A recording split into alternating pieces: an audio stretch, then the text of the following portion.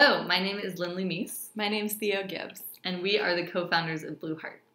Lindley and I met 4 years ago as grad students at Stanford, where we taught environmental science classes together. After that, Lindley moved into a role as an analyst at the Center for Ocean Solutions, and I became a strategist at Stanford Change Labs.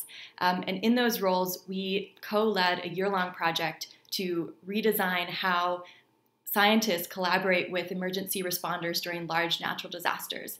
We were able to successfully launch and implement that project, and at the end of that, we decided, let's go bigger and let's work towards our shared vision of how our generation engages in social change and grassroots change. So at Blue Heart, we are mobilizing a base of young professionals to give, act, and learn about social and environmental justice issues local to their city. And we're doing that by really moving resources towards the social visionaries that are on the front lines of social change that aren't otherwise funded by traditional foundations or wealthy donors. And we are also transforming the experience of giving to one that's often very transactional to one that's really based on relationships and on learning.